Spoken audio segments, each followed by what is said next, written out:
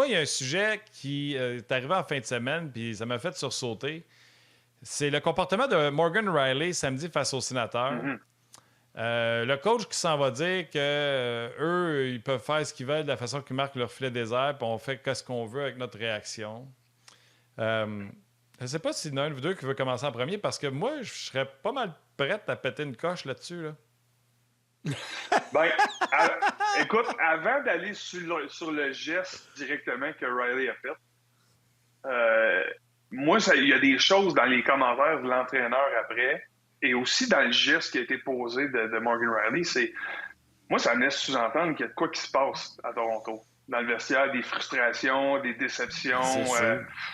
Il y a quelque chose présentement, puis c'est sûr que là, présentement, on n'est plus les 3 premiers dans notre division, donc on fait partie des équipes repêchées pour les séries. On joue pour 500 au cours des 10 derniers matchs. Ça va pas aussi bien, on sait qu'on a des lacunes, des difficultés défensives, puis tu sais, quand tu as des joueurs de premier plan, puis ils semblent être pour la plupart des bons gars puis des bons joueurs, mais à certains moments donnés, quand le succès vient pas, c'est difficile, puis peut-être que tu as des choses que tu n'es pas d'accord avec l'entraîneur ou le groupe d'entraîneurs, ou tu n'es pas d'accord avec plein de choses qui se passent à l'intérieur. Des fois, tu es incapable de te retenir dans certains gestes ou certaines paroles, dont le geste de Morgan Riley qui me laisse présager qu'il est frustré sans bon sens parce que c'est un des gars qui est presque, je dirais, quasiment comme Tavares au niveau des leaders plus tranquilles, qui toujours au niveau d'émotion depuis des années, plus silencieux, puis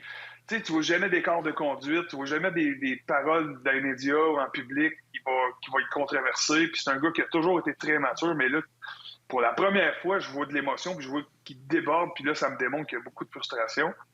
Fait qu'il y a ça, puis là, les paroles, pendant que le tremblement de terre shake chez nous en arrière, je sais pas ce qu'il a shaké, en tout cas, pendant que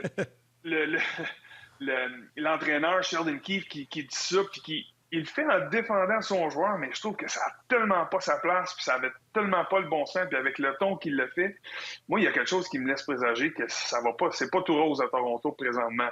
À part du geste, là, qui est totalement ridicule, qu'on reviendra après, parce que j'ai le goût d'entendre ce que Martin a à dire là-dessus. Mais pour moi, là, je serais inquiet si j'étais à Toronto. Moi, là, s'il y a un code sur comment tu peux mettre un rondelle dans le filet désert, je ne le connaissais pas. Ça, c'est un. Deux, si tu veux faire respecter le code, une des bonnes choses à faire, ça serait de ne pas te faire battre par 2 buts, de te faire battre par un but par les Sénateurs d'Ottawa. Trois, si tu veux montrer que tu es un vrai homme, au lieu de faire une loupe pour t'en aller derrière Morgan Riley, puis d'y donner un double échec sur le côté de la face, ça, t'as pas montré que t'étais un homme. Si t'étais vraiment un homme, quand tu l'as vu craquer pour prendre un slap shot, puis tu voulais vraiment faire respecter le code, moi, homme, va faire respecter le code, va-t'en face à Ridley Craig, laisse tomber les gants, puis dis, viens-t'en, je vais faire respecter le code. Pas un double échec dans la tête, par en arrière en faisant le tour parce que t'es un pissou. Ça, c'est ça que Morgan Riley m'a montré. La Ligue nationale de hockey a décidé qu'elle allait avoir une audition en présentiel. Ça veut dire qu'il va y avoir plus de 5 matchs. Puis j'espère bien qu'il va l'avoir parce que le résultat n'est pas le même. Ridley Craig va sûrement jouer le prochain match. Vous avez vu Dale Hunter et Pierre Turgeon à l'époque, quand le jeu était fini, l'autre a marqué, puis l'autre est parti après, croque en jambe, dislocation d'épaule. Pierre Turgeon n'a jamais pu jouer la finale de l'Est contre le Canadien de Montréal en 1993. Le geste de Morgan Riley, c'est un geste de jaune, de peureux. Puis s'il voulait faire respecter un code ou passer un message à son équipe, il a passé dans la mitaine assez solidement, merci. Ça n'a pas sa place, c'est dégueulasse. Il m'a rien montré. Oui, tu as raison, Martin. Puis tu sais, j'ai joué dans une époque où on parlait du code, puis il y a différentes règles, des règles non écrites, tout ça, puis j'y ai adhéré un bout de temps. Tu sais, en vieillissant, puis en étant encore dans le hockey junior, puis en voyant l'évolution du hockey, puis en travaillant à RDS, puis tu sais, à voir là, il y en a un code, parce que c'est clair, c'est niaiseux. Puis honnêtement, je le vois aujourd'hui, il y en a un code, puis c'est con. Il y a certains codes qui ont juste plus sa place, que ça marche plus. Puis tu comprends pas pourquoi, puis j'ai de la misère à expliquer pourquoi, mais c'est comme ça. Le hockey a toujours été un genre de old boys club, puis que, tu sais, on marche, c'est le respect, puis on s'habille bien, puis on fait pas de déclarations controversées, puis on se comporte de façon très professionnelle, puis tout ça, puis des gens flamboyants, puis des comportements flamboyants, on n'aime pas ça. Le code existe, parce que c'est pas la première fois que ça arrive. On se souviendra à Vancouver, là, il l'avait fait. Là, j'ai sa tête, je l'ai hissé en maudit en plus, là, le grand centre. Là. Il a joué à Naïm aussi. Là. En tout cas, il a fait ça aussi, puis il y a eu une altercation. Ryan Kessler. Exactement. Merci beaucoup. Je ne l'haïssais pas tant que ça, finalement. Je me serais souvenu de son nom. Mais finalement, tu sais, c'est ça. Il y en a eu, tu sais, lui, s'il l'avait fait, puis il y avait une bagarre, puis une mêlée, puis tout ça. Fait que, tu sais, le code, il n'est pas d'hier. C'est pas flambant neuf, là. Ça existe. Mais pourquoi est-ce qu'on adhère encore à ce code-là aujourd'hui? Pourquoi est-ce qu'on est rendu là à, dans une époque où on veut vendre la game, puis à montrer du caractère, puis des personnalités, puis un slap shot d'un but, ça fait quoi?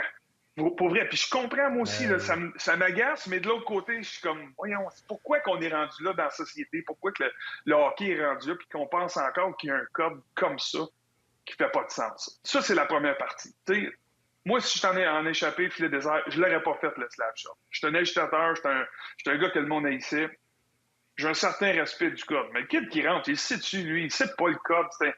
Il se l'est pas fait montrer, il se l'est pas fait enseigner, puis il n'y a pas de cours 101 ou de hockey qui dit t'as pas le droit de prendre un slap shot dans un filet désert. Il montre une personnalité, il est content. C'est la dernière fois que les Sénateurs jouent contre les Maple Leafs de Toronto cette année. Ils viennent de lui donner une tape, puis là, il se dit, t'es bien bon. Fait que les Leafs, là, vous avez tous vos fans ici, vous avez vos chandails bleus dans les estrades, mais retournez-vous chez vous, puis ça, c'est le point d'exclamation sur une victoire. Cela dit, t'as le goût de répondre au code. T'as le goût là, d'être fâché, si t'es Riley, t'as 100% raison, va le voir, tu fais. Mais pourquoi aller te battre? Va le voir, là, parce que s'il s'était battu, là, Martin, là, puis il a acheté les gants, puis il aurait sauté dessus, on aurait dit la même affaire. Voyons, code de cave, ça, pourquoi t'as pas besoin de te battre? C'est la même chose que tu frappes à quelqu'un, puis tu frappes un de tes joueurs étoiles, puis t'es obligé de répondre, puis de te battre, puis jeter les gants tout le temps. C'est la même Moses d'affaire. Pourquoi? Va le voir, là, shake-y le pommier un peu, fais-y peur, parce que pour certains, la peur de la guerre est bien plus importante que de la guerre directement. Là. C'est peut-être plus la peur d'y aller. Fait que, tu sais, t'en vas là, tu crées une mêlée, tu shakes le pommier un peu, un bon vieux face wash, tu dis, regarde, ça marche pas. Tu vas t'éviter une suspension, ton message va être passé, c'est fini là. Tu sais, si t'as le goût de faire de quoi. Mais tant qu'à moi, là, si je les Maple Leafs de Toronto, je serais bien plus embarrassé d'avoir perdu la game, puis j'aurais la tête entre les deux jambes, puis de m'en aller, puis je vais laisser ça aller, puis je suis bien plus fâché après moi d'être rendu dans cette situation-là parce que j'ai pas fait le travail sur la glace pendant 60 minutes pour permettre de gagner une game puis de voler 2 points là-bas quand je fais une course avec quand je me fais poursuivre au classement par Tampa que d'essayer de me battre puis d'avoir une réplique, un geste aussi banal, je vais le dire comme ça, c'est banal là, le slap shot dans le filet, mais tu te réponds avec ça. Puis là, tu viens de perdre ton meilleur défenseur, d'un gars qui est dans toutes les situations, dans probablement quelques matchs, puis d'une équipe qui a de la misère défensivement. On n'a pas assez de bons défenseurs dans l'alignement pour être capable de dire que qu'on gagne des matchs de façon constante. Fait que, ça, là, tout l'ensemble de cet événement-là, pour moi, c'est quand même assez sans dessin. Là.